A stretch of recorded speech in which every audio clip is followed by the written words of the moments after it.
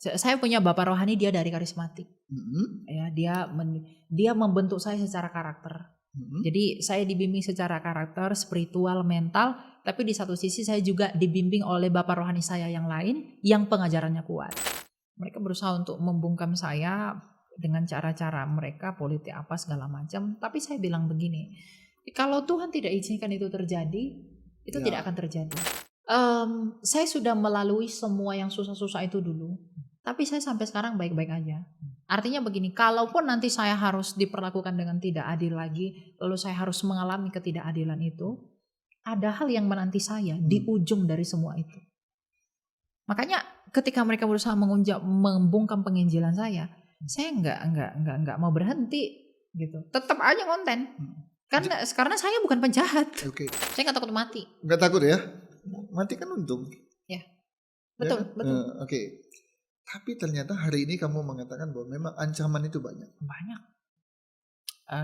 Nanti mungkin setelahnya saya bisa tunjukin di chat-chat yang masuk ke saya, yang neror saya itu luar biasa. Tapi ya Kristus saja mati, kenapa saya enggak? Kalaupun itu terjadi. Cuma waktunya aja kapan? Waktunya aja kapan? Dan caranya semua aja. orang harus mati kan?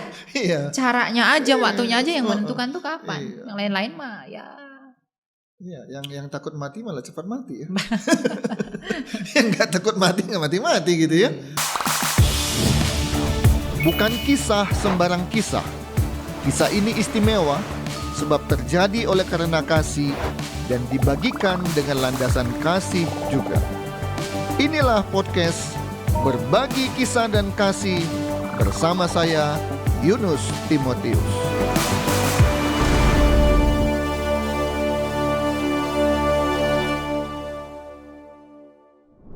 Puji Tuhan, hari ini khususnya kami syuting pada malam hari. Baru pertama kali podcast Berbagi Kisah dan Kasih syuting pada malam hari, ini istimewa. Sungguh bersyukur kepada Tuhan, podcast ini sudah berjalan sekian episode, yang sudah diupload, sudah di episode ke-20. Semua karena kasih dan kemurahan Tuhan. Dan podcast Berbagi Kisah dan Kasih adalah podcast yang intinya berbicara tentang kesaksian. Kami tidak membahas sebuah tema khusus dengan mengundang seorang pembicara yang memang pakar di bidang yang dibahas, tidak. Kami membahas semua narasumber yang punya kesaksian hidup, di mana kesaksiannya bisa memberkati para penonton. Kami tidak membahas sebuah tema, mengundang figur-figur tertentu, di mana itu bisa mengangkat para penonton kami, tidak. Tapi pada malam hari ini Tuhan kasih kesempatan, kami bersyukur. Tamu pada malam hari ini boleh disebut salah satu orang yang saat ini di dunia media sosial dia sangat dikenal. Siapa dia dan bagaimana perjalanan kehidupannya? Mari segera kita temui seorang yang masih berusia 20 tahun. Nanti akhir tahun baru masuk usia 21. Jadi sangat muda, sangat belia. Tapi bagi Bapak Ibu Saudara yang pernah lihat video-videonya, pernah mengikuti, saudara bersyukurlah kita semua kita bisa kenal siapa dia lewat podcast kali ini. Inilah dia, Elia Miron. Apa kabar Elia? Ya, puji Tuhan, baik Pak. Luar biasa ya. Luar biasa. Saya mau pastikan dulu, Elia pasti nggak keliru penyebutannya ya. Betul. Tapi Elia. Mironnya ini bagaimana? Spellnya gimana? Biasanya dipanggil Myron. Itu dia kan. Gitu. Jadi Bukan saya Miron. perkenalkan Elia Miron itu udah jelas salah. Yang benar adalah Elia Myron. Myron. Ya. Elia Myron. Oke. Untunglah saya nggak panggil dua-duanya. Cukup saya panggil Elia aja ya. Ya. Oke. Elia, terima kasih bisa hadir di podcast Berbagi Kisah God dan bless. Kasih. Ya. Ya. Pertama, simpel saja pertanyaan saya. Apakah Elia sadar, tahu bahwa Elia adalah orang yang sekarang terkenal di Indonesia, khususnya di kalangan Kristen, tapi juga tidak kurang-kurangnya di luar Kristen juga. Ini Ini mana nih si Elia nih? Nah, itu apa? Kamu menyadari hal itu nggak ya? Kalau aku nggak menyadari itu, Pak. Enggak ya. Jadi aku nggak merasa bahwa aku orang yang terkenal, orang yang punya pengaruh. Karena gini, kalau kita lihat di sosial media, kalau kita mau lihat apakah dia tergolong influencer terkenal atau enggak, itu kan banyak banget tuh, apalagi dari TikTok. Dan kita itu bukan apa-apa, apalagi saya. Iya, tapi tadi kan kamu bilang ada yang terkenal kan dari TikTok. Kamu bukan salah satu di antaranya. Ya saya mungkin ya hanya mengajar, ada yang datang, tapi saya nggak merasa. Nggak merasa? Saya punya pengaruh. Oke, baik. Saya anggap kamu rendah hati. Enggak juga sih, itu saya hanya emang nggak merasa aja. Oke, baik. Tapi kalau saya beritahukan kepada kamu, Elia, kamu ini sangat dikenal loh. Mungkin dari 10 orang Kristen ditanya, terutama yang cukup familiar lah dengan media massa, media sosial ya. Jangan yang sama sekali nggak pernah nonton YouTube. Ditanya juga bingung nanti dia. Nah, tapi yang suka nonton 10 orang ditanya, mungkin di atas 5, saya nggak mau sebut 9, di atas 5 itu pasti tahu nama Elia Mayran. Ya. Saya sampaikan kepada kamu begitu. Kamu percaya nggak? Saya sih apa ya? Ya mungkin kalau orang berpendapat begitu ya silahkan saja. Puji Tuhan. Ya gitu puji Tuhan, tapi saya nggak merasa begitu. Baik. Saya berharap dengan sikap kamu seperti itu sudah terhindarilah salah satu kelemahan manusia, sombong. Kayaknya ya kan? Bukan indikator. Ya, sudah terhindari kan? Sebab kamu terkenal ya? Iya gitulah kira-kira. Kan beda kan? Oke, ya baik. Saya pribadi termasuk orang yang lebih dari 5 orang itu yang mengatakan bahwa kamu terkenal. Ya. Satu. Dan yang kedua, keingintahuan orang tentang kamu itu tinggi.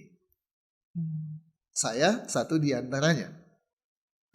Saya dan orang-orang itu adalah mewakili Elia itu siapa ya? Ya. Iya kan? Dan malam ini kamu sudah hadir di podcast saya. Saya ingin memperkenalkan kepada kelompok saya gitu ya. Yang ingin tahu siapa itu Elia. Dan saya berharap memang kamu tidak keberatan ya untuk dikenal apa-apa. ya. Saya ibu nggak siapa-siapa. Ya, artinya bukan bikin kamu tambah terkenal. Enggak, kamu udah terkenal. Tapi mungkin belum dikenal siapa dia gitu ya. Oke, baik. Saya mulai. Kamu lahir di mana? Aku lahir di Jakarta. Oke. Kemudian satu hal yang saya dapat info bahwa kamu dari suku, boleh saya sebut? Boleh. Kamu suku Batak? Betul sekali. Nggak nyangka tuh. Ya nggak, banyak orang yang nggak nyangka. Betul ya? Nggak nyangka. Dari wajah nggak Korea Utara. Kemudian rambut juga itu sekarang ini sudah. Nggak tahu ini karena mau masuk ke podcast ini. Bukan ya? Emang mau dirapiin ya, aja. Dirapiin. Dari rambut poni, ya. Sampai ada satu host yang waktu itu bertanya sama kamu ya, cowok cewek gitu ya. Kamu klarifikasi bahwa kamu adalah cowok. Ya. Karena masih banyak orang berpikir, bahkan di ada yang bilang Ibu Elia.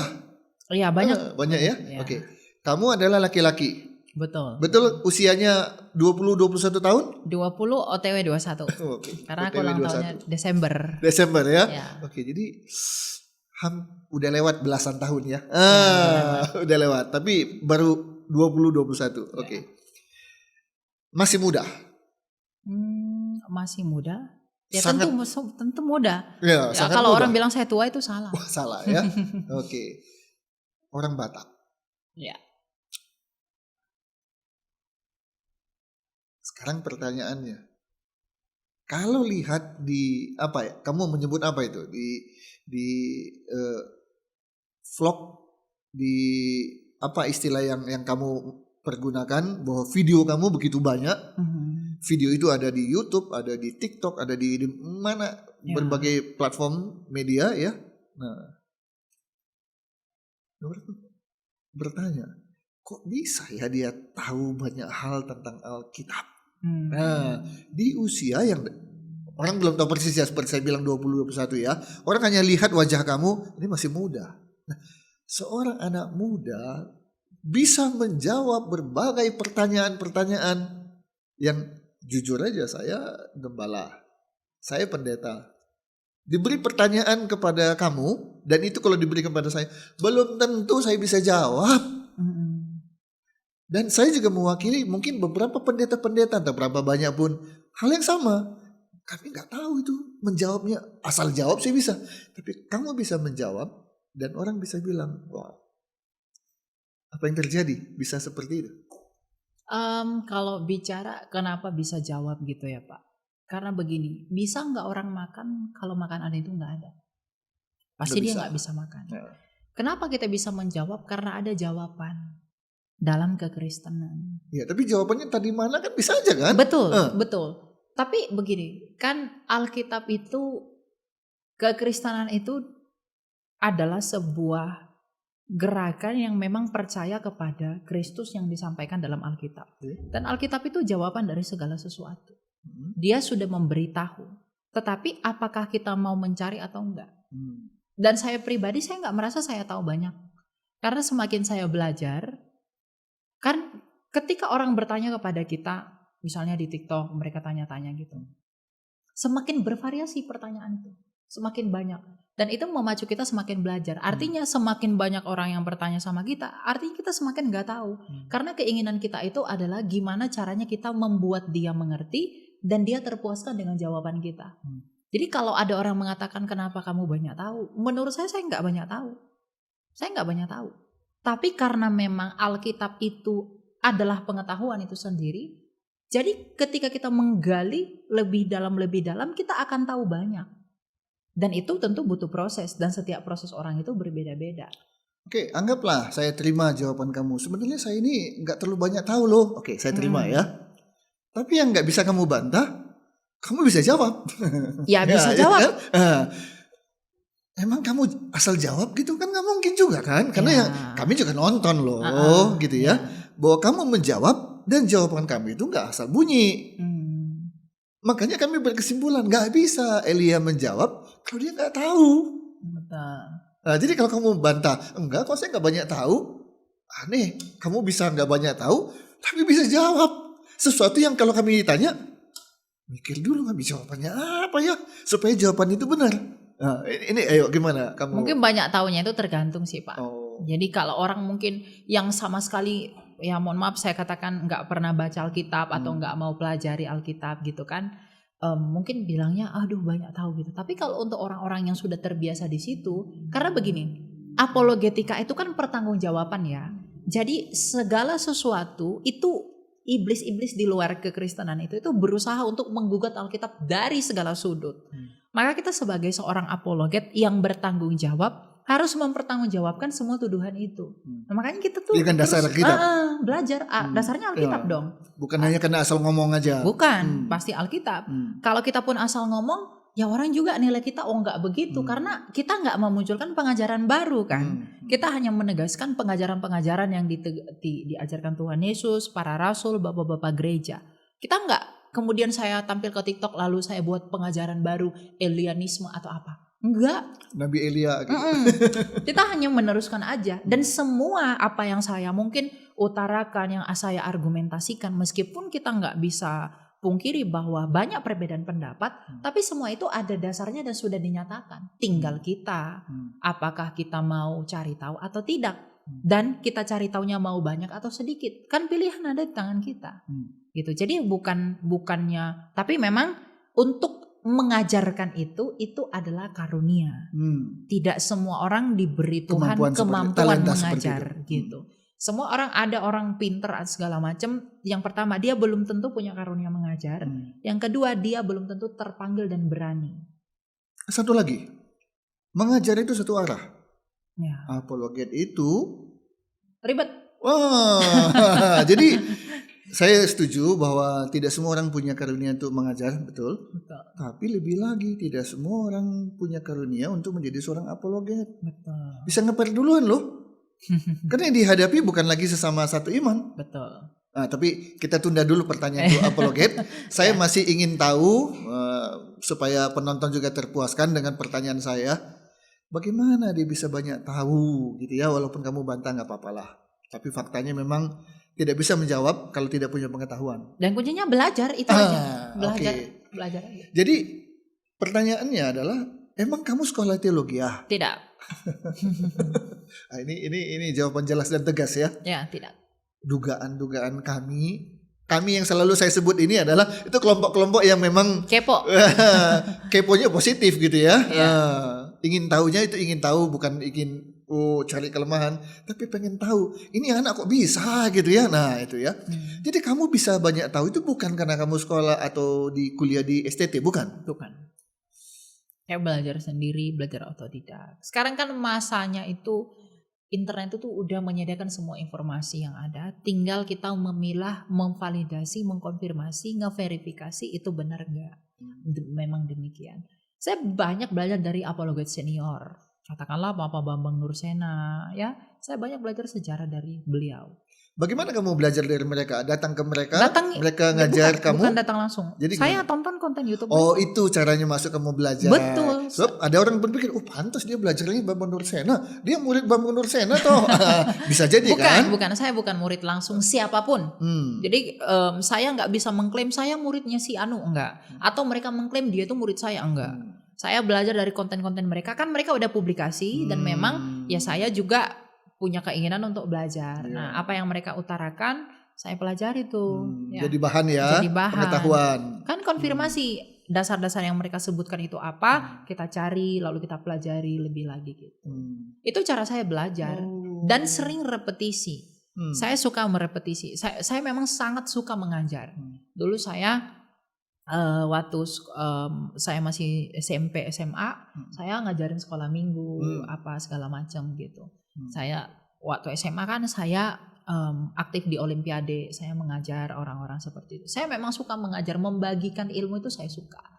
Nah, karena memang dari kecil nenek saya tuh bilang kamu tujuan hidupmu itu harus berdampak, maka sekarang saya menemukan dampak saya pada hal apa, yaitu untuk meliterasi orang, mengedukasi orang tentang kekristenan. Sekalipun menurut saya pribadi apa yang saya bagikan itu belum sempurna dalam pengetahuan itu, karena kan segala sesuatu berkembang dan terus evaluasi diri, koreksi terus apa yang kira-kira bisa. Oke. Elia, podcast berbagi kisah dan kasih itu durasi rata-rata 1 jam. Tapi saya khawatir ini 3 jam gak cukup. Jadi saya juga harus bisa mengatur ini sehingga pertanyaan saya 1000 ini hal-hal penting ini jangan sampai tidak saya tanyakan di 1 jam ini ya. Oke, baik. Itulah jawaban atas pertanyaan kami. Kamu bisa tahu itu dari mana gitu ya. Nah, sekarang terjawab bahwa kamu dalam bahasa Inggris disebut learning, bukan study. Belajar sendiri. Study itu kalau ada guru, ayo mari kita belajar ya. Jam sekian belajar. Tapi kalau learning, ada guru nggak ada guru di rumah, di pohon pun dia belajar. Jadi ini yang kamu lakukan, bahwa kamu lebih banyak secara mandiri belajar.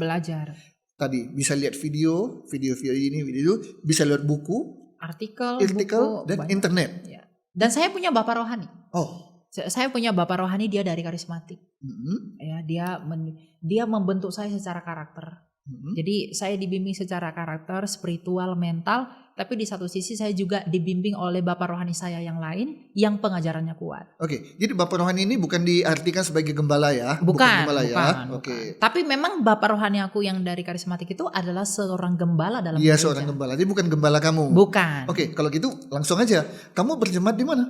Aku dari Lutheran, HKBP. HKBP. Oh, sampai hari ini masih menjadi anggota HKBP? Ya. Masih. Oke, baik. Karena banyak orang menduga kamu pasti ini dari ya kalau nggak ini ya inilah gitu ya.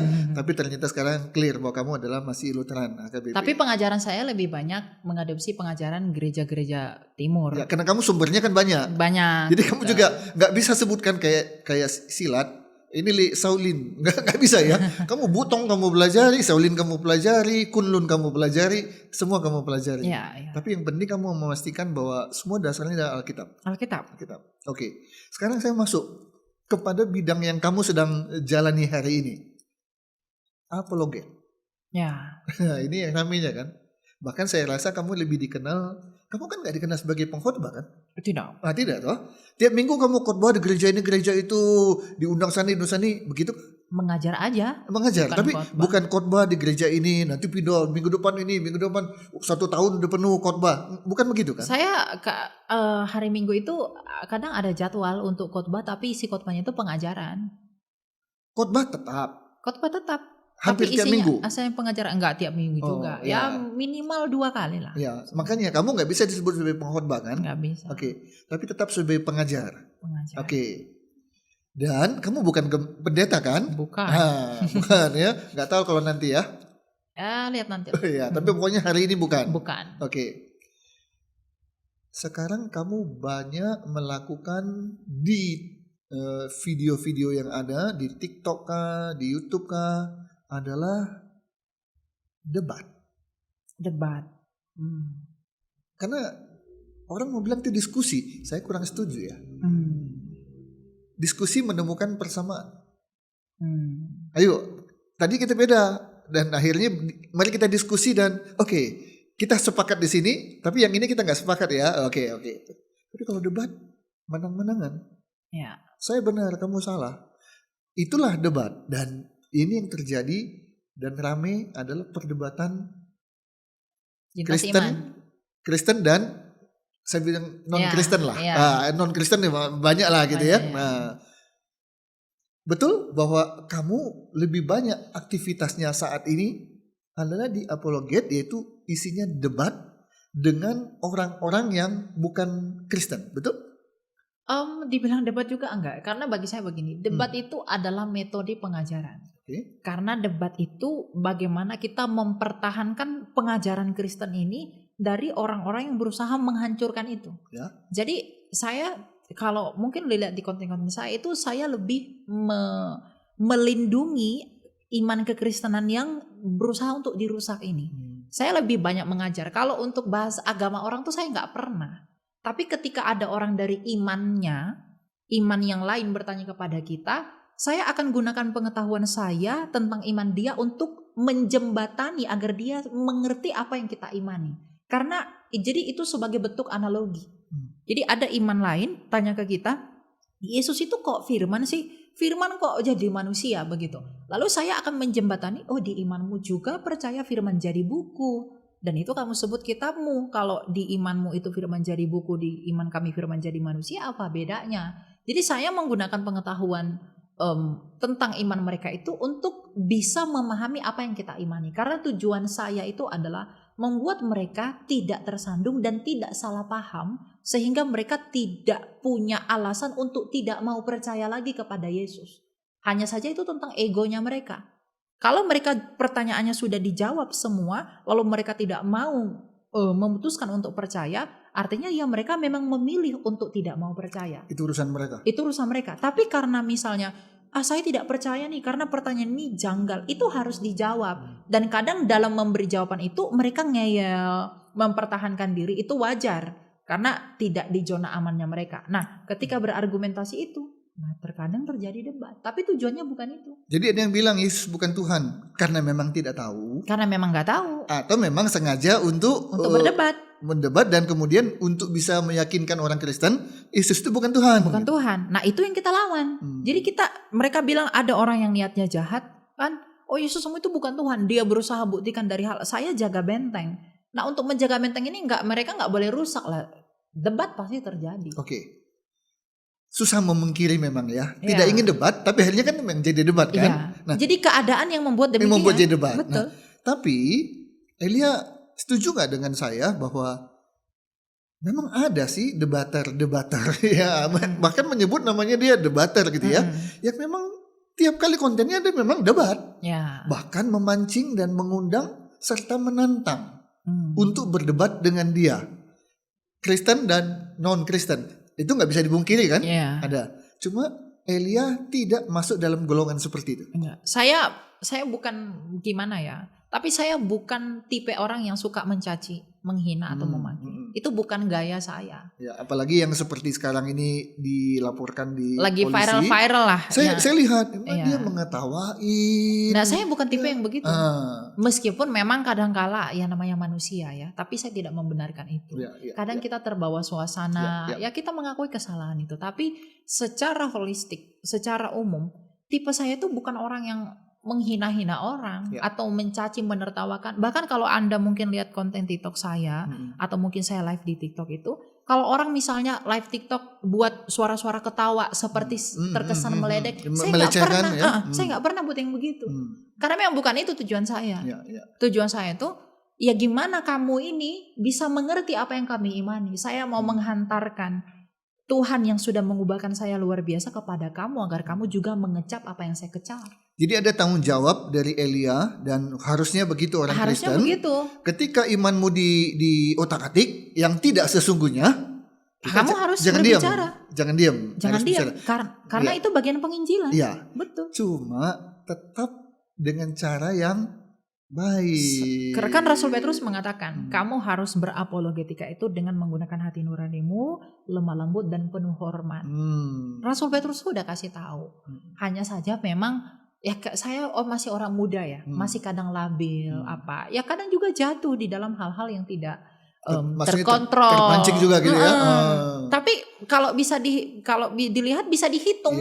Karena secara umum kalau memang karakter orang begitu di setiap live-nya pasti mencaci, memaki. Saya nggak begitu. Gitu loh. Saya masih bilang puji Tuhan loh ini. Iya, saya nggak begitu. Ya nggak begitu ya. Begitu dan jangan sampai begitu. Iya, doanya begitu. Kita doakan ya. Ya. Harus ada orang-orang seperti Elia yang memang tidak diam ketika iman Kristen itu diobok-obok, diinterpretasikan semaunya dia, padahal bukan begitu. Nah, Elia tampil di sana, mewakili Kristen, tapi tetap dengan cara-cara yang hormat, ya kan? Menghormati. Tapi ya harus dibedakan dalam pengertian gini. Kamu menghormatinya itu ya dalam hal beretika, etis. Bukan ngikut. Ya, bukan ngikut. Lalu kemudian kan kalau argumentasi, kalau kita bicara ranah akademis, argumentasinya bisa apa aja toh. Gitu kan. Mungkin bagi orang yang suka baperan, oh itu enggak etis gitu. Padahal itu yang memang argumen, bukan caranya melecehkannya gitu loh. Walaupun dari diri Elia sendiri sudah membatasi ya, bahwa saya tidak boleh pakai cara-cara yang tidak baik. Tidak baik. Itu sudah ada ya? Sudah ada. Bukan hanya upaya, tapi itu lebih kepada saya memang bukan begitu. Karakter saya nggak begitu. Baik. Sudah dengan begitu pun, tetap masih ada yang panas loh. Banyak. Betul. Itu mereka akan lebih panas dengan hal itu. Daripada dilayani dengan makanya kan saya di demo. Saya di demo, saya dilaporin, saya di ini, tapi ya udahlah, gitu loh. Makanya mereka berusaha ingin membungkam saya. Ya kita tahu, saya menyebutnya haina-haina. Mereka berusaha untuk membungkam saya dengan cara-cara mereka, politik apa segala macam. Tapi saya bilang begini, kalau Tuhan tidak izinkan itu terjadi, itu tidak akan terjadi. Lagi pula begini, kalau saya dihukum oleh karena kejahatan saya, misalnya karena cacian, makian saya, hinaan saya, itu wajar saya dapatkan. Tapi I'm not doing that. Saya tidak melakukan itu. Kalaupun saya harus menanggung beban yang Tuhan izinkan saya tanggung oleh karena penginjilan saya, sedangkan saya tidak berbuat hal yang menyalahi moral, berarti Tuhan mau jadikan sesuatu yang lain dari peristiwa itu. Saya selalu berpikir begitu, Pak. Jadi kalau orang-orang bilang, aduh kamu nanti begini, ya terserah. Saya juga bisa jadi sekarang, bukan karena saya hebat atau apa ya, tapi saya bisa jadi sekarang artinya saya bisa setidaknya melayani orang. Itu karena kasih karunia Tuhan. Saya nggak bisa bertemu Bapak, bertemu banyak orang kalau bukan Tuhan yang bertemukan itu. Padahal kita ketemuin juga prosesnya nggak gampang. Prosesnya nggak gampang, betul.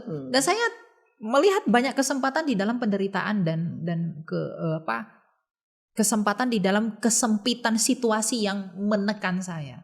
Dan disitulah Tuhan bekerja. Tanpa menyebut agama apapun. Dari tadi kan kita nggak pernah sebutkan Betul, agama apa ya. ya. Tapi orang-orang tahu lah pasti. Iyalah. Juga tanpa menyebut nama. Nama. Oke, ya. Pertanyaan saya, selama jadi apologet, Ya. pernah dilaporkan ke polisi kan? Wah, banyak. Oh, banyak. Oke. Kan tadi saya bilang tidak usah sebutkan namanya. Ini yang laporin saya, nggak usah gitu ya. Tapi bisa dihitung kira-kira udah berapa laporan yang pernah masuk melaporkan Elia? Berapa ya?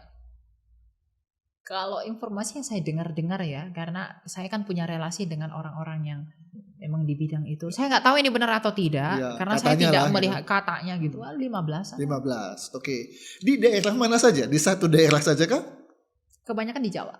Di Pulau Jawa. Oke, tanpa sebutkan provinsinya lah ya. Ya, kebanyakan di Jawa. Nanti, ini provinsi kami jadi gini ya. Ya, tapi paling banyak di Pulau Jawa. Jawa, betul. Oke. Bagaimana Elia menyikapi laporan-laporan tersebut? Saya berserah sama Tuhan. Oke. Kalau Tuhan izinkan saya harus masuk ke sana, atau karena kalau Tuhan izinkan saya terluka, sama seperti Rasul Paulus. Ya. Tuhan izinkan dia ditahan? Karena bagi saya begini Pak, saya sudah melalui semua yang susah-susah itu dulu, tapi saya sampai sekarang baik-baik aja. Artinya begini, kalaupun nanti saya harus diperlakukan dengan tidak adil lagi, lalu saya harus mengalami ketidakadilan itu, ada hal yang menanti saya di ujung dari semua itu. Makanya ketika mereka berusaha membungkam penginjilan saya nggak mau berhenti gitu. Tetap aja konten. Karena saya bukan penjahat. Oke. Jadi adalah upaya untuk mengantisipasi. Pasti ada. Tapi juga siap andai kata keadilan itu tidak terjadi. Betul. Harus siap. Sehingga saya tebak ini ya, saya duga. Sehingga Elia nggak jadi stres. Nggak stres, ya. saya enjoy. Tuhan Yesus saja mendapat ketidakadilan, mengapa saya tidak demikian? Tuhan Yesus berkata, berbahagialah kamu. Jadi kalau saya diperlakukan tidak adil oleh dunia ini, saya disebut Tuhan berbahagia. Di dalam keberdosaan saya, di dalam kehinaan saya, kasih karunia Tuhan pasti ada. Ya, karena kamu juga kan manusia biasa yang tidak sempurna toh. Iya. Bisa saja kamu. Justru semakin saya belajar, saya semakin merasa saya itu tidak sempurna. Bukan berarti artinya saya semakin berdosa ya, bukan. Tapi kita itu semakin melihat bahwa ternyata I'm nothing without grace of God. Kita nggak apa-apa tanpa kasih karunia. Jadi sebagai apologet, saya mau pastikan, jadi nggak ada rasa takut kamu ya? Nggak ada, saya nggak takut.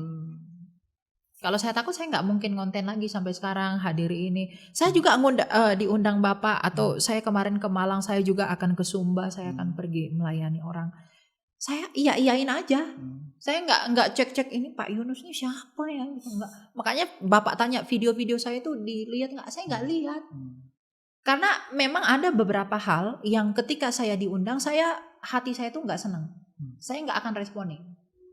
Dan ketika misalnya beberapa saat berikutnya orang kasih tahu ternyata si orang ini yang mengundang yang saya tolak itu ada hal-hal demikian yang itu cara Tuhan kan. Roh Kudus yang meskipun saya akui itu kelalaian saya ketika diundang orang saya nggak mau ngecek apa segala macam dengan alasan sibuk, itu juga terlalu bodoh ya. Karena kita punya waktu juga gitu. Tapi ya memang ya itu saya. Oke. Gitu. Tapi kamu nggak punya takut kan? Sudah ditegaskan tadi ya? Enggak, saya enggak takut. Tapi pernah ada ancaman? Banyak. Sampai sekarang malah banyak ancaman. Jangan-jangan sudah acara ini juga banyak ancaman. Apalagi ini kan, ini saya konfirmasi ya. Pada umumnya video-video Elia, baik di YouTube, di TikTok, di apa aja pun, itu kan dalam posisi kamu sebagai apologet kan? Iya. Nah, kamu mengajar, kamu meluruskan, itu kan. Tapi nggak pernah ada satu video kamu yang seperti hari ini misalnya. Ya. Kamu ini siapa gitu kan? Ya. Orang nggak tahu gitu, cari juga nggak ketemu gitu kan. Nah, itu sekarang ini baru tahu. Ada baiknya, jadi yang orang Kristen yang nggak tahu, jadi tahu. Oh, untung lah ada podcast berbagi kisah dan kasih. Sedikit terkuak lah siapa itu Elia, bagaimana dia tahu dan sebagainya ya. Dia takut nggak sih? Orang mungkin takut ya, tapi ya dia doalah. Kamu bilang enggak, saya pernah takut. Ternyata saya lebih takutnya keluarga saya. Itu yang lebih dikhawatirkan ya, bukan kamunya ya. Oke. Saya nggak takut mati. Nggak takut ya? Mati kan untung. Ya, betul. Oke. Tapi ternyata hari ini kamu mengatakan bahwa memang ancaman itu banyak. Banyak. Nanti mungkin setelahnya saya bisa tunjukin di chat-chat yang masuk ke saya, yang neror saya itu luar biasa. Tapi ya Kristus saja mati, kenapa saya enggak? Kalaupun itu terjadi. Cuma waktunya aja kapan. Waktunya gitu ya? aja kapan. Dan caranya semua aja. orang harus mati kan? Iya. Caranya aja, waktunya aja yang menentukan tuh kapan. Iya. Yang lain-lain mah ya. Iya, yang takut mati malah cepat mati ya. Yang nggak takut mati nggak mati-mati gitu ya. Oke, jadi betul bahwa menjadi seorang apologet itu ada resiko ya. Betul. Itu nggak bisa dihindari ya. Makanya kalau belum siap berapologet jangan gitu. Saya juga jujur aja saya katakan ketika saya awal masuk itu di apologetika, saya juga kaget kok jadi begini gitu kan. Pasti ada ketakutan juga, tapi seiring berjalannya waktu, belas kasih Tuhan itu menyatakan dan menuntun kita kepada apa yang Dia mau. Dan pada akhirnya kerendahan hati kita itu ketika kita mau tahu apa yang Tuhan mau dalam hidup kita, itu membawa kita kepada kekuatan itu. Gitu. Jadi tergantung respon kita aja, bagaimana kita merespon. Ada dulu seorang pengusaha pernah bicara begini, ketika saya belum menghasilkan atau mengeluarkan sebuah produk di bisnis saya kemana-mana bebas. Lari pagi kemana-mana aja saya pergi, nggak ada rasa takut. Tapi ketika produk ini saya keluarkan dan kemudian booming, nama saya langsung naik, saya mau lari pagi juga takut kan. Iya kan? Itu hanya bisnis itu loh. Hanya bisnis. Karena dia bilang ya, siapa tahu ada orang yang nggak suka dengan keberhasilan saya. Sangat masuk akal sih. Betul. Ya. Seorang Elia merasa, oh enggak, saya bebas mau pergi kemana-mana. Atau kamu juga punya kesadaran, mungkin saya nggak ada masalah kemana-mana, tapi mungkin adalah lebih baik kalau saya antisipasi tadi, sehingga ya tidak terjadi hal-hal yang tidak diinginkan. Daripada bilang ya salah sendiri kamu, kok kamu bagaimana yang kamu saya alami? menghindari sikap yang kalau orang Batak tuh bilang patentengan. Sok jagoan. Jadi sok jago gitu. Ya saya nggak mau. Saya tetap punya mindset begini. Tuhan, saya itu bukan penjahat. You know who am I? Saya bukan orang penjahat yang ngebunuh orang atau menghina, mencaci, itu saya bukan begitu. Saya hanya menginjili orang. Lalu saya diperlakukan tidak baik, ya silahkan saja. Tapi itu nggak membuat saya untuk, ya saya mau lakukan apapun bebas aja lah. Karena saya ada banyak orang yang di belakang saya, ada banyak orang yang melindungi saya, ada banyak orang yang di dalam saya gitu kan. Keluarga, teman-teman dan lain-lain. Jadi itu yang saya pikirkan, jangan karena egonya saya, yang lain-lain kena. Jadi mungkin pembatasannya lebih ke situ. Dan saya tahu lah apa yang harus saya lakukan, apa yang harus saya perbuat di dalam pengawasan dan bimbingan orang-orang yang ada dekat saya. Ini dugaan saya, kamu bisa klarifikasi. Bagaimanapun kamu sedikit ada keterbatasan ya. Pasti. Betul ya? Pasti. Baik itu secara fakta ataupun ya memang kamu sendiri juga udah harus membentengi diri lah ya. Sehingga kamu nggak bisa lagi menjadi remaja-remaja seperti lain. Pergi ke sana, pergi ke sini. Nggak bisa. Saya Elia nih, nggak bisa lagi ya. Meskipun kadang-kala saya lakukan itu. Salah kalau saya pengen makan sesuatu gitu. Saya pergi aja seperti orang biasa gitu. Kadang saya tanpa masker juga. Ya. Tapi lebih banyaknya tidak seperti itu. Tidak seperti itu. Saya lebih memilih kalau mau beli makan atau apa gitu kan, saya dari online apa gitu. Karena saya juga tinggal sendiri, saya bisa masak, saya bisa beres-beres sendiri, jadi saya bisa kerjakan semua sendiri. Karena saya memang tinggal sendiri. Gitu ya. Oke. Dan kamu tidak pernah nyesal ya Tuhan pilih menjadi seorang apologet di Indonesia ya? Tidak menyesal. Tidak ada sama sekali penyesalan itu, tidak ada. Meskipun banyak hal buruk yang saya terima, banyak fitnah, cacian, makian yang orang lontarkan kepada saya, tapi saya tidak bisa katakan bahwa tidak ada kebaikan Tuhan.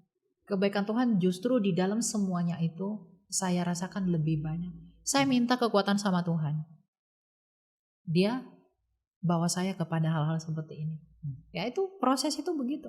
Jadi pada akhirnya saya mengerti bahwa ya hidup kita itu adalah tentang bagaimana kita dimurnikan.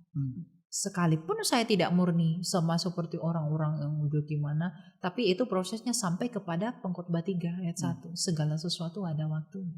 dan semuanya akan indah pada waktunya. Saya beriman kepada ayat itu. Oke. Kamu berapologet ini atau menjadi seorang apologet sudah berapa lama? 1 tahun.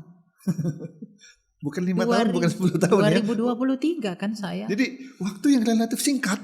Ya, singkat. Tapi langsung dampaknya itu luar biasa dalam hanya 1 tahun. Dampak baik dan dampak buruk. Dampak menyenangkan, dampak tidak menyenangkan. Menyebalkan. Oke. Apa hal-hal yang menguntungkan dan mengenakkan selama kamu jadi apologet? Karena saya juga lebih banyak gak enaknya sih sebenarnya ya. Tapi siapa tahu kamu bisa jelasin, enggak loh, ada enaknya. Apa? Saya akhirnya bisa mencapai visi saya itu, berdampak. Saya senang banget berdampak. Makanya dulu saya SMA tuh saya ikut organisasi, saya mimpin, saya ikut lomba, saya suka sekali berdampak. Ya, meskipun ada juga dampak-dampak negatif, tapi kan ya nggak semua. Jadi ajaran orang tua nenek saya dari kecil itu betul-betul merasuk ya, dan dilaksanakan. Saya lakukan dan terjadi. Jadi menjadi orang terkenal. Bukan itu ya. Berdampaknya itu. Menjadi orang terkenal dengan cara kontroversial apa segala macam. Terkenal dengan mohon maaf melakukan hal-hal yang nggak baik kan bisa, tapi kan mungkin penginjilan kita juga adalah hal yang tidak baik bagi sudut pandang orang lain, tapi bagi saya itu enggak gitu loh. Jadi terkenal tidak orang kaya. Saya bukan orang kaya. Bukan cita-cita jadi orang kaya. Kaya di dalam Tuhan lah, kaya hati. Kaya harta? Ya kalau Tuhan izinkan itu saya bisa memberkati orang. Oke. Tapi bukan itu orientasinya. Bukan terkenal, bukan kaya, orang pintar. Pintar untuk mengajar boleh. Tapi berdampak itu yang menjadi obsesi terbesar. Betul. Elia. Berdampak gitu. Orang kaya belum tentu berdampak. Bisa pelit. Ya maksudnya begini, kalau jadi orang kaya siapa sih nggak pengen jadi orang kaya? Jangan munafik lah. Tapi ada orang yang pengen kaya karena dia itu mati-matian. Papa saya ngajarin begini. Kita bisa money oriented, tetapi money as a tool itu hanya alat. Goalnya itu tetap kepada Tuhan. Jangan kamu gunakan Tuhan menjadi alat untuk mencapai uang, tapi jadikanlah uang untuk mencapai Tuhan. Membantu mencapai apa yang kita ingin capai. Papa saya selalu bilang, kamu boleh kerja. Makanya saya sekarang kuliah sekuler itu, kamu buat infrastruktur dirimu lebih kuat. Biar nanti ketika kamu sudah besar, kamu punya penghasilan sendiri. Jadi kamu tidak bergantung kepada orang lain di dalam pelayananmu. Tapi ketika kamu punya duit, kamu bisa melayani lebih besar lagi. Menurut ilmu kamu, uang kamu, dan lain sebagainya. Bukannya kita nggak bisa bilang kita nggak butuh duit. Oke. Berdampak adalah satu hal yang menyenangkan ya. Menyenangkan. Dengan jadi apologet, kamu bisa bermanfaat. Ya. Menjadi berdampak. Ya, betul. Berdampak itu artinya kan ada manfaat yang bisa kamu berikan kepada siapapun ya. Oke. Ada lagi yang lain yang menyenangkan menjadi seorang apologet? Itu aja sih. PK? Paling PK. Saya nggak pernah PK. PK maksudnya itu PK apa ya? Amplop? PK itu kan singkatan dari apa? Oh, soalnya di TikTok ada juga istilah bukan PK. Perjamuan kasih apa? Persembahan kasih. Oh iya. Kalau kan di TikTok ada juga istilah PK. Kalau masalah PK itu kayak beradu untuk dapetin koin-koin gitu. Bukan. Saya bukan. Persembahan kasih penghalusan dari kata amplop. Oh gitu. Saya melayani itu mungkin Anda bisa tanya ke siapapun. Saya nggak pernah targetkan harus sekian. Saya dikasih syukur. Gak dikasih minta. Nggak apa-apa. No. Saya pernah melayani anak-anak SMA. Apa yang saya harapkan dari mereka? Gitu loh. Dan saya diundang beberapa kali, bukan hanya sekali. Ya, dan beberapa anak SMA yang saya layani gitu. Karena tapi begini, kalau masih di sekitar tempat saya tinggal ya saya pasti pergi. Karena I'm not rich. Kita juga pasti butuh uang. Kalau tempatnya jauh pasti saya akan bilang suatu hari nanti pasti saya pergi.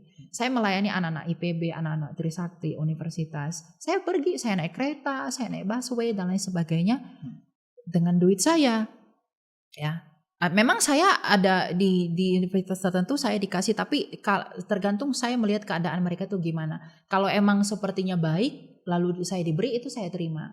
Ada beberapa yang saya tidak terima karena memang mereka sangat sedikit sekali, lalu hanya ya udahlah kamu pakai aja gitu. Jadi yang mengundang memang punya kemampuan wajar lah. Wajar begitu. Wajib malah ya untuk membantu pelayanan. Itu kan ya. prinsip itu kan 2 Korintus 9 ayat 7. Kamu harus memberi menurut kerendahan hatimu. Kalaupun misalnya saya begini, Bapak undang saya, Pak saya harus sekian. Kalau Bapak nggak rela beri ini tuh apalah gunanya itu buat saya? Saya ngedumel si Elia.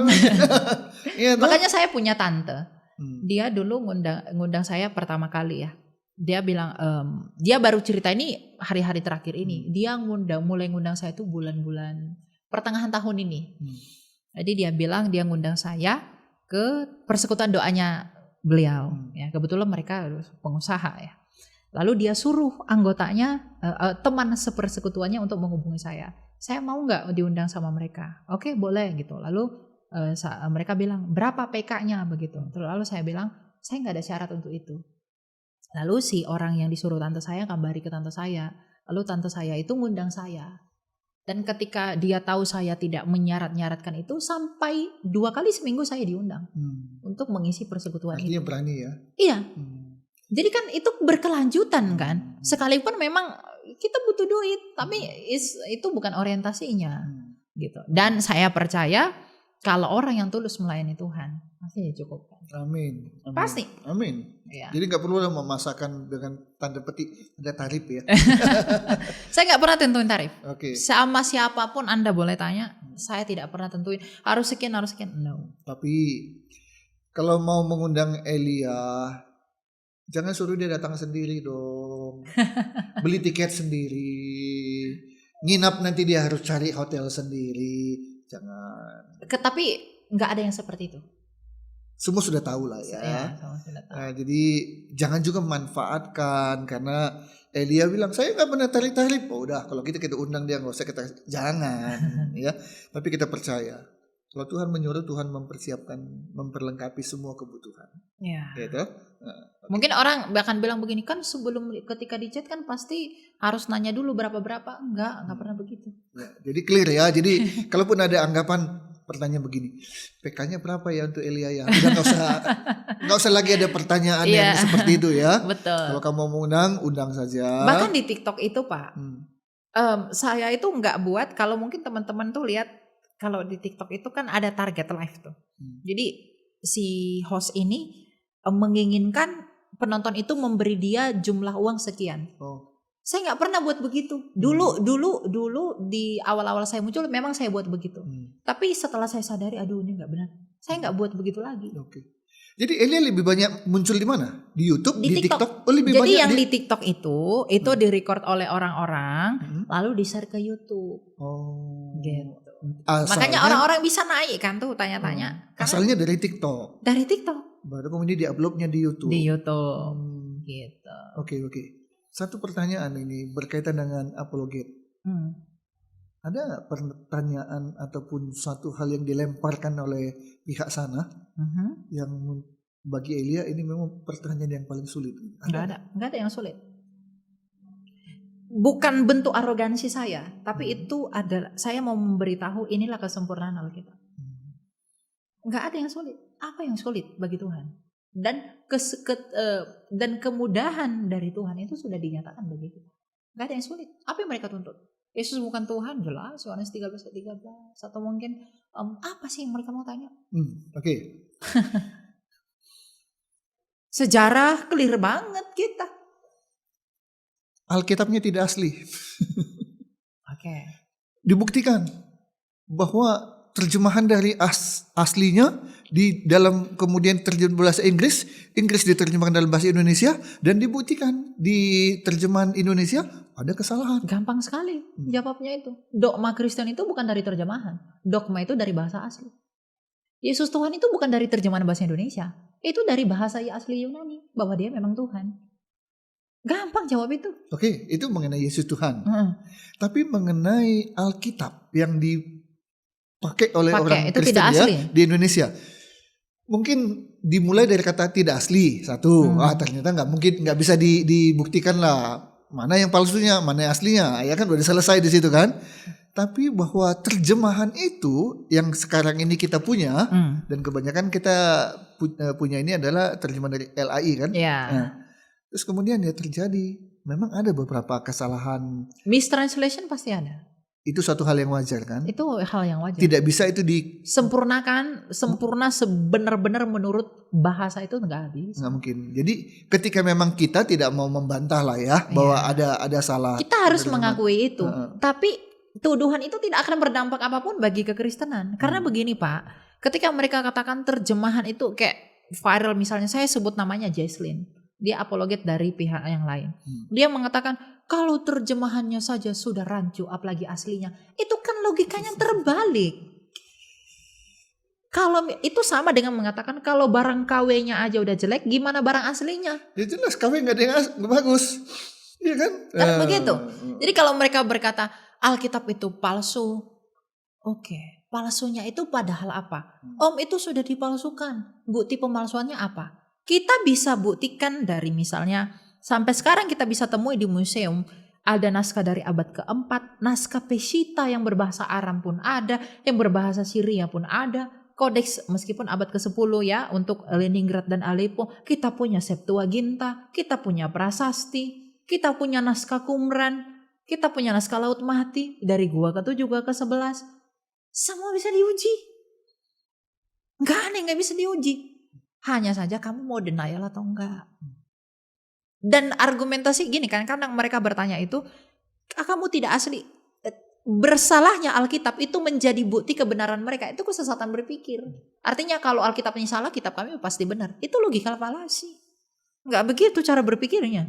Atau pandangan mereka harus diterima sebagai pandangan yang benar. Benar. Padahal tujuannya udah ada tujuan yang nggak benar. Bukan, jangankan tujuan. Secara logika aja, bagaimana mungkin yang datang terakhir itu bisa lebih nggak intervensi yang datangnya lebih dulu.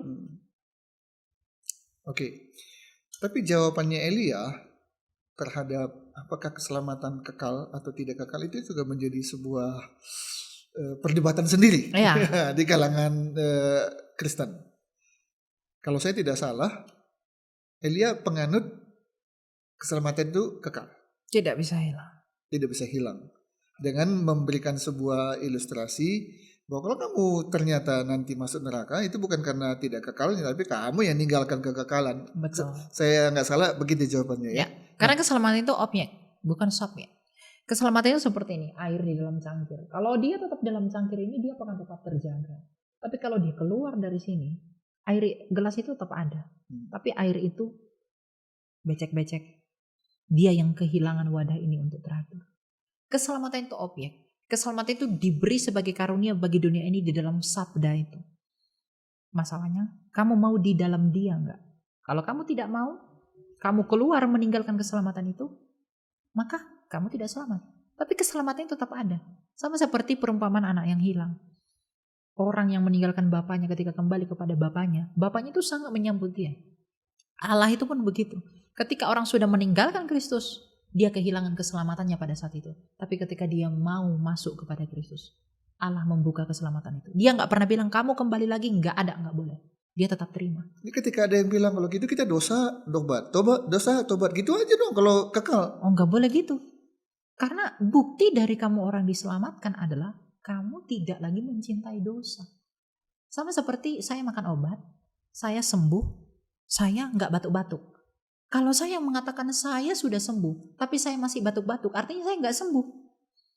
Nah, orang mengaku dia selamat, tetapi tidak ada perbuatan baik atau mungkin dia masih hidup di dalam dosa dengan seenak-enaknya tanpa merasa bersalah atas dosanya, artinya dia bukan orang yang beriman. Saya sering mengilustrasikan orang berdosa. Saya ini orang berdosa. Bahkan mungkin lebih berdosa dari teman-teman. Tapi saya bukan pendosa. Orang berdosa sama orang pendosa itu berbeda. Pendosa itu habit jadinya. Habit. Sama seperti ayam dan bebek ketika jatuh ke dalam kolam. Orang berdosa itu seperti ayam. Ketika jatuh ke dalam kolam, meskipun dia masih di dalam kolam itu, hatinya itu gak pengen dalam kolam itu, selalu pengen keluar karena hatinya gelisah. Dia gak nyaman. Tapi ketika bebek jatuh dalam air, nikmati itu air. Itu orang pendosa. Kita gak bisa katakan ketika kamu percaya Yesus, kamu tidak akan berbuat dosa. Pasti berbuat dosa. Tetapi sikap hatimu itu kamu jijik gak dosa itu. Kamu suka gak dengan dosa itu? Jijik gak dengan itu? Saya suka tapi saya jatuh tapi pengen. Tapi kamu ada niat gak mau bertobat?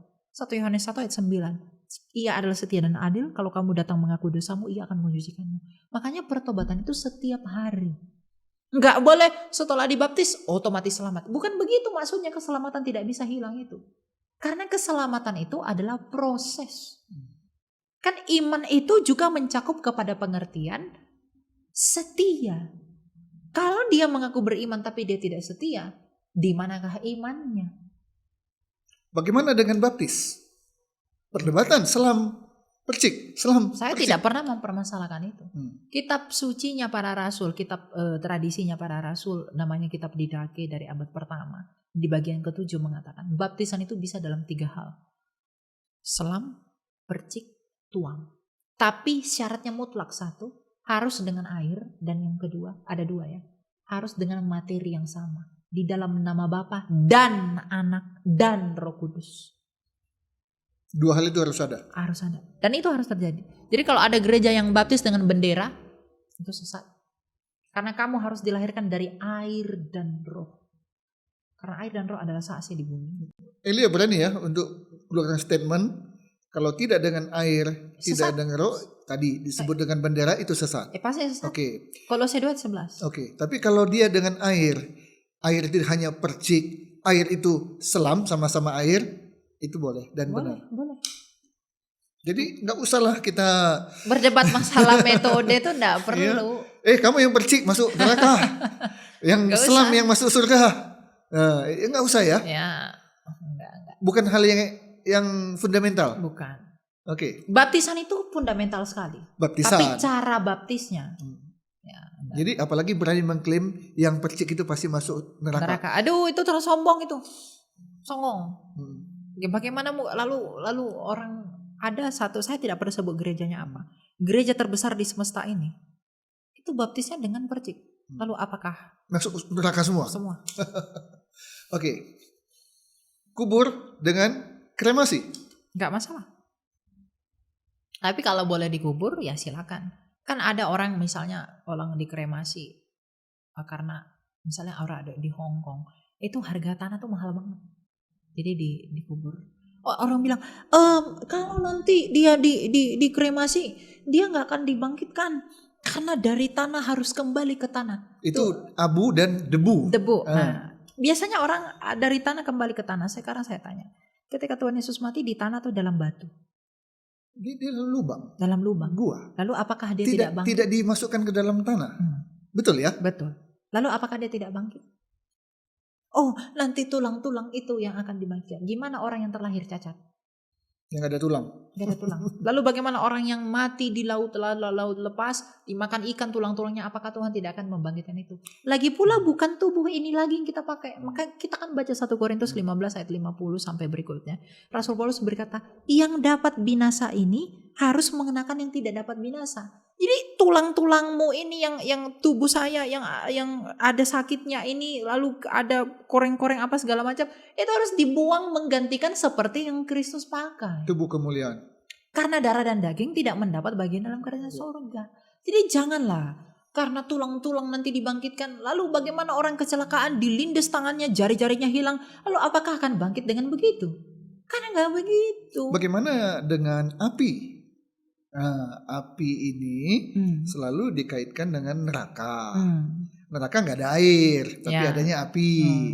Sedangkan kremasi justru menggunakan api. Itu kan hanya metode membinasakan tubuh ini aja. Dibakar, tenggelam di laut, dikubur, dibakar jadi tanah, dibakar, dikubur jadi tanah, dibakar jadi debu. Debunya itu kembali ke tanah nggak? Kembali ke tanah nggak debunya itu? Nah, kalau disimpan. ya mau disimpan mau apa kan itu tetap nggak berguna juga. Untuk apa? Nggak, artinya kalau disimpan kan tidak jadi tanah dia. Tidak menyatu dengan bumi, tidak kembali kan dari tanah kembali menjadi tanah, tapi disimpan. Ya itu juga nggak masalah. Nggak masalah juga. Itu nggak fundamental. Karena tadi nggak kembali jadi tanah. Ya kamu dari tanah kembali menjadi tanah itu artinya kamu akan binasa, kamu akan mati dalam dosa. Kan tanah itu kan tanah Adam. Adam itu kan, makanya Adam itu kan nama dari manusia itu. Lalu Adamah itu kan tanah. Memang Adam itu unsurnya dari tanah. Karena dia diciptakan memang dari debu tanah. Lalu ketika kamu mati, kamu harus kembali kepada tanah. Tanah yang dimengerti di situ, apakah tanah harus yang seperti benar-benar tanah? Sekarang saya tanya, tanah yang dipakai Tuhan itu emang tahu tanah yang bagaimana? Dengan tanah yang ada di Indonesia, orang yang dikubur di gambut-gambut, yang dikubur di lumpur-lumpur, dengan debu yang Tuhan pakai untuk mencipta. Kayak begitu. Tanahnya pasti dari tanah Taman Eden, Firdaus. Iya. Iya toh? Lalu apakah harus menjadi tanah yang di Eden itu? Harus seperti tanah itu. Taman Firdaus ada di bumi atau ada di luar bumi? Firdaus atau Eden? Apa beda? Ya, Firdaus kalau kita Tempat berbicara Adam pertama-tama ditempatkan itu di bumi. Bumi. Di bumi. Bukan di luar bumi. Bukan. Ya toh? Bukan. Jadi surga ada di tempat tertentu, bumi ada di tempat tertentu. Betul. Surga dan bumi dua tempat yang berbeda. Surga itu samayim, itu dalam bahasa Yunani itu uranos, uranon. Itu dalam pemahaman orang Yahudi samayim, surga itu ada 3 tingkatan. Surga langit yang pertama atau surga ya. Surga dan langit itu punya bahasa yang sama, uranos. Ya. Cuma akan berbeda dengan paradeisos. Nah, nanti paradeisos itu tempat penantian kita kan. Nah, tapi kalau surga itu tingkat pertama itu adalah langit-langit ini, tempat burung-burung di udara, pesawat-pesawat terbang, itu samayim tingkat pertama. Tingkat kedua tempatnya planet-planet. Tingkat ketiga baru dimensinya Allah. Setelah nanti terjadi perang Armageddon, bumi dimusnahkan, ada langit baru dan langit bumi baru. Itukah surga? Ya kan kota kudus dari surga kalau kita baca dalam Wahyu 22 ya, langit bumi baru. Kota kudus dari surga kan turun ke bumi. Itulah surga bagi kita. Surga itu bukan tempat dalam pengertian dia gedung-gedung tertentu, bukan. Surga itu adalah keadaan yang sangat damai di mana penderitaan itu tidak ada. Maka ketika kita langit ditempatkan di langit bumi baru dan ketika dosa itu tidak ada lagi, keadaan yang demikian itulah surga bagi kita. Artinya pada akhirnya nanti kita bukan ke surga tempat kita Tuhan dicipta di bumi ini, ngapain dipindahkan ke tempat lain? Jadi artinya langit baru dan bumi baru itu ada di bumi. Di bumi. Dan bumi ini tidak akan dihancurkan. Bumi ini akan dipulihkan sama seperti air bah telah memulihkan bumi. Dari keadaan orang yang berdosa dengan keadaan yang baru, demikian pula lah nanti pemulihan semesta. Karena gini, hak Adamah itu terkutuk, tanah ini juga terkutuk. Maka nggak adil dong, kita dipulihkan, tanah ini nggak dipulihkan. Maka ini dipulihkan juga, menjadi baru semuanya, maut tidak ada lagi karena maut sudah dicampakkan ke perapian yang menyala-nyala. Maka bumi ini akan dipulihkan menjadi baru sama seperti keadaan semula. Dan kita ditempatkan di tempat ini. Jadi keadaan kita kembali seperti keadaan Adam dan Hawa yang tidak berdosa. Ajaran ini tidak semua bisa nerima loh di kalangan Kristen ya. Terserah. Di kalangan sinode gereja juga ya. Ya terserah mau diterima atau tidak. Tetapi ini argumentasi yang sangat berdasar. Sekarang saya tanya, Anda diciptakan di bumi, lalu Tuhan cabut nyawa, mati, lalu pindahkan ke tempat lain tuh buat apa? Kan Tuhan Yesus naik ke surga. Naik ke surga. Aku menyediakan karena memang tempat dia di situ. Betul. Aku menyediakan tempat. Tempatnya di bumi atau tempat yang dia tinggali? Ya, bukan di tempat. Kan dia kan di tempatnya Allah itu nggak mungkin kita bisa. Kan Allah itu terang tak terhampiri. Manusia itu bukan terang tak terhampiri. Tempatnya Kristus coba. Siapa bisa bayangkan tempat itu seperti apa? Kita belum pernah ke sana. Dia itu terang. Gimana kita bisa tinggal di terang? Pada poinnya begini. Kejadian 1 ayat 28. Kamu itu dicipta untuk apa? Beranak cuculah dan penuhilah seluruh bumi. Itu tujuannya. Tapi karena berdosa, manusia jadi mati, tujuan itu jadi meleset. Hamartia itu kan artinya meleset. Nah, dosa. Maka Tuhan Yesus datang sebagai obat untuk kembali ke tujuan semula kan? Ngapain dipindah-pindah tempat lain? Tuhan kita itu bukan Tuhan yang meninggalkan masalah, lari dari tujuan. Tuhan kita itu bukan begitu. Tuhan tetap pada tujuan, dia menghadapi masalah dengan solusi. Kalau memang tujuannya pada awalnya kita tinggal di bumi ini dengan keadaan yang kudus, lalu dosa merusaknya, Tuhan memulihkan itu, maka harus kembali ke tujuan yang semula. Karena Allah itu nggak berubah. Allah itu nggak berubah. Kalau dia berubah artinya di dalam kekekalan dia terimprovisasi. Enggak begitu. Dengan beberapa pertanyaan saya yang terakhir ini, Elia yang di medsos itu udah muncul sekarang. Ya. Ya. Nah, inilah seorang Elia yang ketika mendapat pertanyaan-pertanyaan, gayanya, caranya seperti kurang lebih seperti ini. Ya, emang begitu. Ya, oke, baik. Kita kembali ke laptop. Ya, karena podcast Berbagi Kisah dan Kasih adalah cerita berkisah tentang siapa itu narasumber, apa kesaksian hidupnya dan sebagainya ya. Oke, Elia sejak kecil sudah Kristen. Sudah Kristen ya. Tapi kamu seperti orang dipanggil secara khusus untuk menjadi hamba Tuhan atau menjadi penginjil atau menjadi apapun. Apa kamu pernah mendapat sesuatu yang memberi konfirmasi bahwa kamu akan jadi apa dan bagaimana? Enggak ya. Enggak pernah. Jadi cuma saya pernah bermimpi waktu dulu ya, saya SMP. Ya meskipun saya enggak, tapi sampai sekarang saya masih mengingat itu bahwa saya ditunjukin suatu gulungan yang saya enggak tahu itu apa. Ya, saya sebenarnya bukan tipe-tipe orang yang suka mimpi-mimpi begitu. Tapi ya saya sampai ingat sekarang dan saya belum mengerti meaningnya itu apa. Saya masih berusaha cocok-cocokmologi tapi hati saya belum puas. Gitu. Kan mimpi nggak bisa diatur-atur. Betul. Mimpi harus begini, mimpi begitu. Tapi memang nggak pernah. Nggak pernah ya. Jadi tiba-tiba aja kamu mengalir saja, tahu-tahu sudah jadi apologet, ya, dan memang kamu nyadari itulah panggilanmu. Ya. Oke, sebagai apologet, apakah Elia bisa berbahasa Yunani, Ibrani? Itu harus dipelajari. Dan saya nggak sempurna, saya masih belajar. Enggak, tapi ya saya tahu dasar-dasarnya untuk menjawabkan tuduhan sama iman itu kan masalah gramatikal. Ini begini, apalagi orang-orang, mohon maaf, orang-orang Kristen yang menyeleweng, yang menolak ketritunggalan Allah itu, mereka selalu gunakan gramatikal untuk menolak ketritunggalan Allah. Ya, kita harus jawab dengan itu. Kalau bukan dengan itu, kalau nggak dengan demikian, not apple to apple. Jadi huruf-huruf Ibrani, Yunani, karena perjanjian lama dan perjanjian baru. Kita belajarnya fokusnya di Yunani, not Ibrani. Bukan Ibrani. Bukan Ibrani. Yunani. Karena perjanjian lama itu kan sudah diterjemahkan jadi Yunani, Septuaginta. Nah, jadi huruf-huruf itu juga Elia pelajari. Ya meskipun saya tidak mahir, saya akui itu. Karena belajar itu sulit. Tapi untuk dasar-dasar menjelaskan yang gugatan, kan kita udah tahu tuh pertanyaan mereka template semua. Jadi jawabannya itu aja, gitu. Satu hal yang mungkin penonton nggak pernah duga, karena duganya pasti kamu mahasiswa teologi ada, kamu udah bilang tadi enggak gitu ya, iya toh. Nah, tapi kalau dia nggak mahasiswa teologi, dia belajar nggak, dia kuliah nggak gitu kan? Nah, kamu kuliah ya? Saya kuliah. Dan ternyata pilihan kamu adalah fakultas? Ya itu hukum.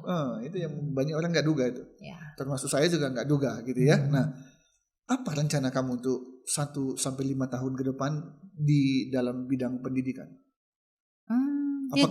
Apakah terus saja sampai lulus sarjana hukum kemudian baru belajar teologi atau enggak? Saya nggak akan belajar teologi, nggak jadi mahasiswa teologi, apalagi jadi doktor teologi. Gimana? Saya kan di hukum bisnis ya, jadi lebih spesifik ke sana. Mungkin saya mau itu hanya untuk infrastruktur saya aja sih kayaknya. Untuk memperkuat diri, kemudian nanti saya bekerja. Jadi saya tidak bergantung kepada yang begini. Gitu. Saya tetap bisa menghasilkan uang untuk kehidupan saya. Kalau memang Tuhan izinkan. Jadi nggak cari uang dari pelayanan, nggak hidup dari pelayanan. Bukan. Tapi pelayanan itu hidup ini memang untuk melayani. Bukan pelayanan karena untuk pelayanan hidup. Itu nggak harus begini, gitu loh. Kayak kita nggak tahu nanti tujuannya. Goalnya tetap sama tapi metodenya berubah gitu. Jadi memang nggak pernah bisa diduga lah bahwa nanti seorang Elia ini akan menjadi seorang pendeta, menjadi gembala, jadi penginjil, jadi dosen, jadi apa? Belum tahu lah ya. Kamu juga belum punya gambaran. Belum. Cita-cita? Hanya mau berdampak aja. Cuman itu. Mau bagaimana cara berdampak? Gimana nanti? Saya percaya begini. Orang-orang yang Tuhan pertemukan dengan saya, yang memang membawa saya kepada arah yang membentuk saya, nge-shape saya untuk lebih baik dan segala macam. Saya percayakan kepada mereka. Saya orangnya enggak ngeyelan. Jadi kamu harus begini, saya iyain aja. Kamu begini, saya iyain. Saya orangnya penurut. Gitu. Jadi saya pun kuliah yang saya ambil sekarang itu pun dituntun untuk ngambil itu. Awalnya juga kan, aduh itu bukan bidang saya gitu. Tapi ya udahlah, ikuti aja. Kesibukan kamu sehari-hari, kamu kan tinggal di Jakarta. Ya, saya kuliah, kemudian melayani, kemudian juga saya melakukan pekerjaan freelance. Nah, untuk ya tambah-tambah. Oke. Kalau yang bidang media sosial itu berapa lama kamu habiskan waktu dalam satu hari di TikTok? Paling kalau sekarang tuh malam ya. Paling malam hari saya pulang pelayanan. Kalau Selasa Kamis kan saya pelayanan. Jadi saya pulangnya itu pasti malam banget itu. Karena memang acaranya malam gitu. Nah terus hari-hari itunya ya pasti saya live di TikTok. Oke. Boleh saya menguji kamu satu hal? Tadi sudah ada beberapa pertanyaan yang sudah saya ini kan, tapi menurut saya standar lah itu ya. Kamu tanya baptis, kamu lalap lah itu ya. Kubur kremasi, kamu lalap lah itu. Ya, oke. Dan tadi tampil jadi seperti di ini ya. Tapi untuk pertanyaan yang hal ini, di situ nanti akan terlihat sebenarnya Elia ini bagaimana nanti biar penonton yang menilai. Pertanyaan saya, tentunya tahu ya ada perbedaan sikap antara Bapak Stephen Tong dengan Bapak Insinyur Niko. Tahu ya? Ya. Nah, pertanyaan saya adalah bagaimana Elia menyikapi dua orang yang dipakai Tuhan di bidangnya. Kita nggak bisa pungkiri lah. Tuhan pakai Pak Niko dengan segala kelebihan dan kekurangannya. Tuhan pakai juga Pak Tong dengan segala kelebihan dan kekurangannya. Tapi ternyata mereka berdua jadi begitu rupa. Dan mau nggak mau, suka nggak suka, ada pengikutnya juga jadi. Dan lebih ini kami adalah pengikut. Bagaimana Elia menyikapi tentang dua tokoh Kristen di Indonesia dalam hal perbedaan pandangan mereka? Saya sudah terbiasa dengan perbedaan itu. Saya tahu yang ditekankan kan Pak Stong kan orang Calvinis garis keras reform, Pak Niko karismatik. Lalu ada yang ya maaf, itu sesat apa segala macam gitu ya. Bagi saya begini, perbedaan itu pasti ada. Karena murid-muridnya Kristus pun sebagai rasul-rasul suci itu dari latar belakang. Ada yang pemungut cukai lah, ada yang tukang nelayan apa segala macam. Tapi mereka bisa menjadi satu. Hanya Yesus berkata, ya Bapa, biarlah mereka menjadi satu. Sama seperti aku dan engkau adalah satu. Ya. Artinya yang mau saya beritahu itu apa? Kalaupun Pak Stephen Tong punya latar belakang gereja yang berbeda, Pak Niko punya latar yang berbeda, jangan jadikan perbedaan itu sebagai highlight, tapi ambil persamaan. Kalau diagram Venn itu beririsan. Jadi gak usah harus dibenturkan ya, apalagi dipanas-panasi. Gak perlu. Kalau misalnya Stephen Tong gak suka dengan bahasa roh, lalu yang lain suka dengan bahasa roh, silakan saja. Tapi perlu kita perhatikan firman Tuhan adalah hakim. Baik Pak Stephen Tong dan gerejanya, Pak Niko dengan gerejanya, bagaimanapun harus kembali kepada Alkitab. Oh, kembali kepada Alkitab juga kan punya penafsiran yang berbeda-beda. Makanya egonya dibuang. Gak boleh yang begitu. Jadi dengan jawabanmu itu, apakah kamu condong ke Pak Niko atau condong? Tidak. Saya pernah bantah Stephen Tong juga. Kan ketika itu tentang karismatik itu dia menyudutkan itu kan saya buat pernyataan untuk itu. Mungkin Anda bisa temukan di YouTube. Saya nggak setuju dengan sikap yang menurut saya.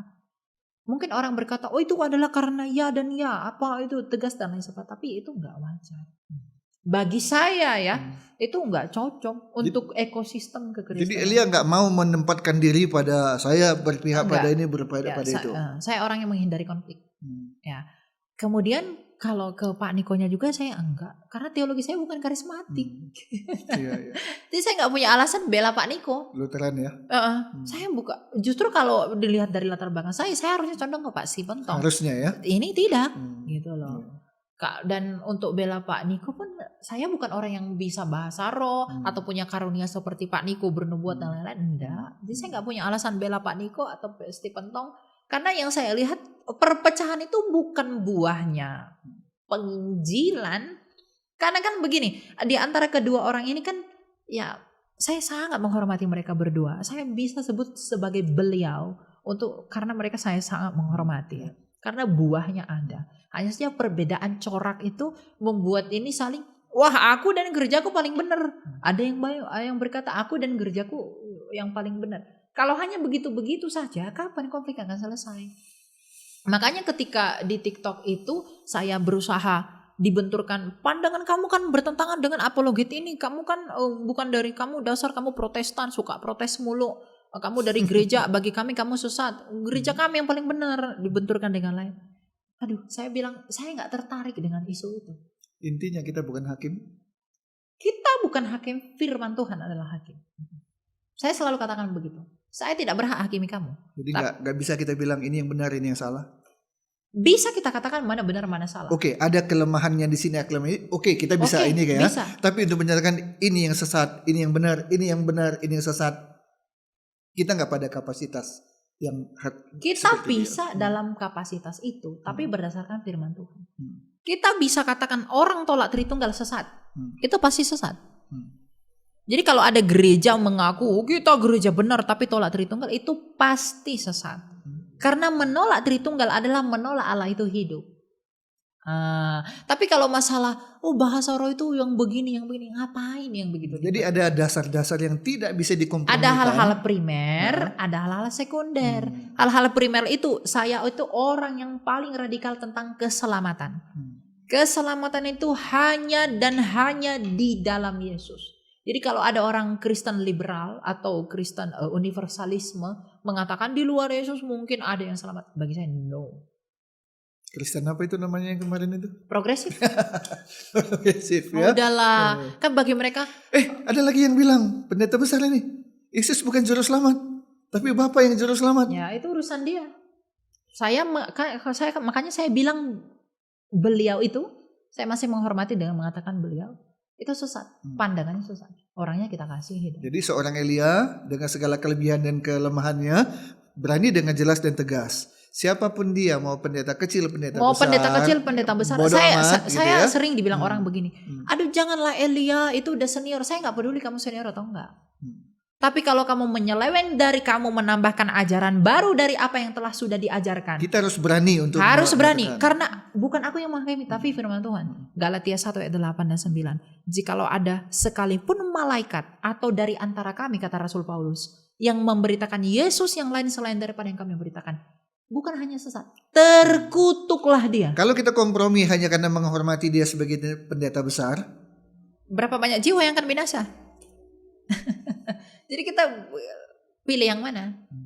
Gitu loh. Menyenangkan telinga orang tuh gampang. Tapi membawa orang kepada Kristus yang memang menentang human desires, itu yang susah, Pak. Jadi ketika orang bilang, udahlah Elia, gak usah menginjili. Biarlah kita hidup aman-aman saja, semuanya pasti selamat. Kamu sedang membinasakan orang dengan berkata begitu. Karena kalau kamu mengaku mengasihi dia, kamu tidak akan mungkin membiarkan dia binasa menurut kebenaran yang kamu anut. Kita bagian dari penyesat nanti ya. Betul. Oke. Elia ini udah lebih dari 1 jam. Ya. Sudah lebih dari 1 jam. Masih banyak lagi pertanyaan saya, tapi apa boleh buat ya.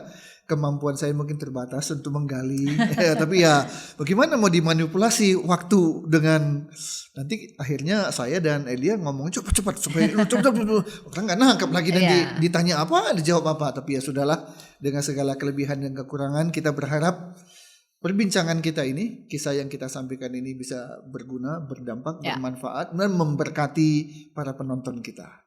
Sebelum kita tutup,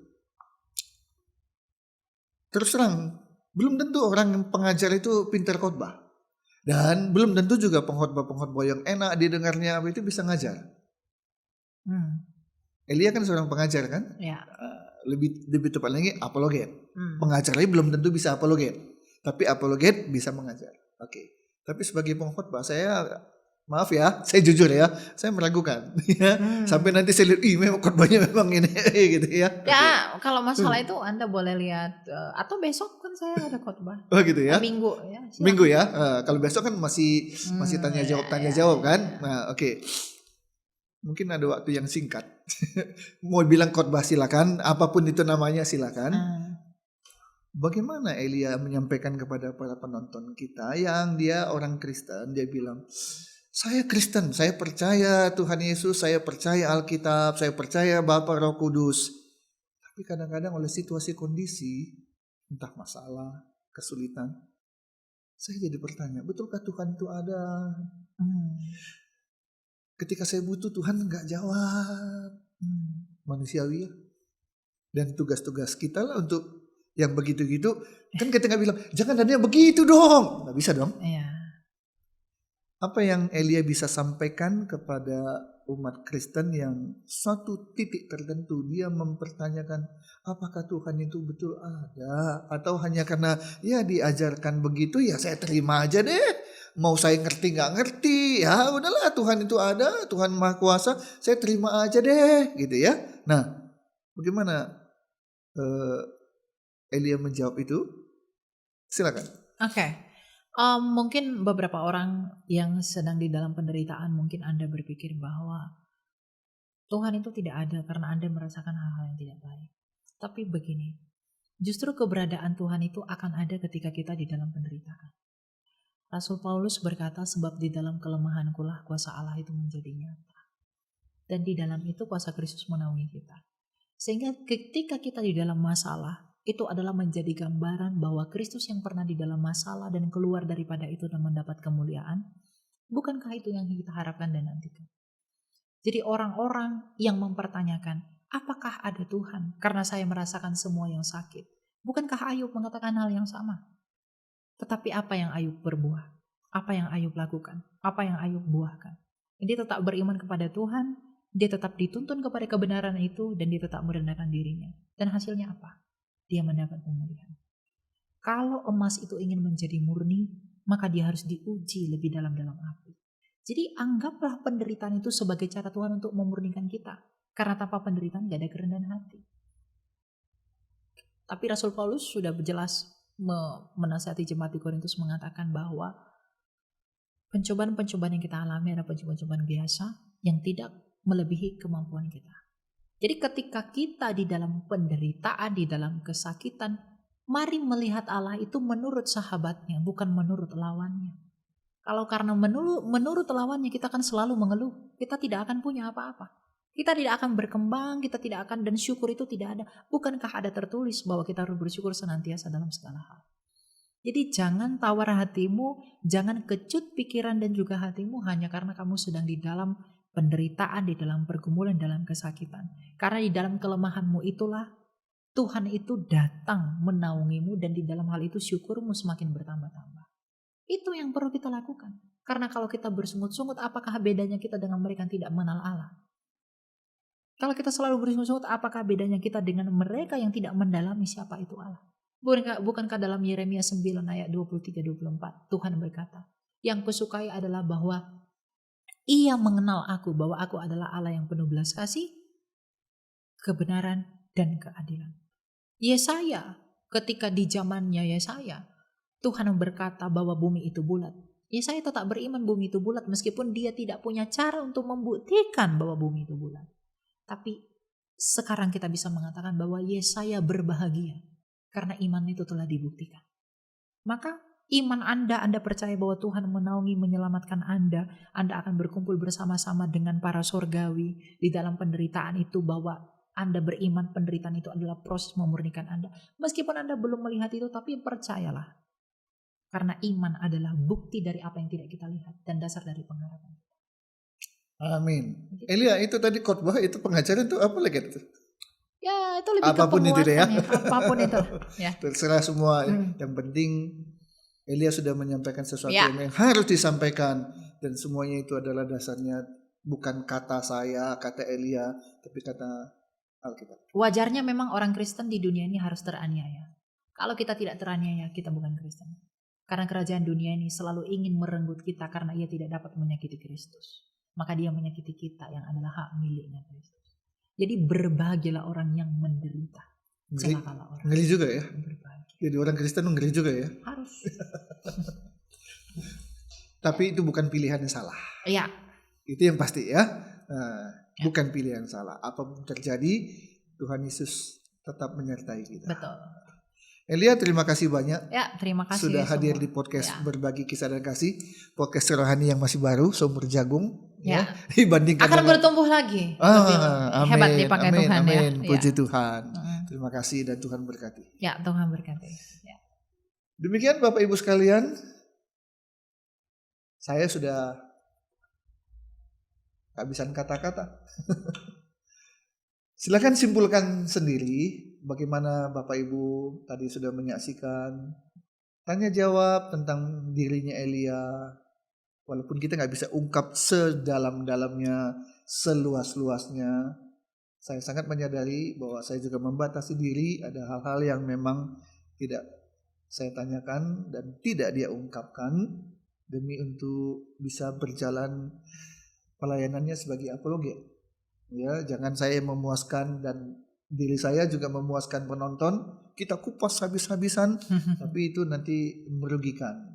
Ya, dengan segala kelebihan dan kekurangannya, inilah yang kami sajikan. Tapi saya bersyukur, saya boleh berbangga juga.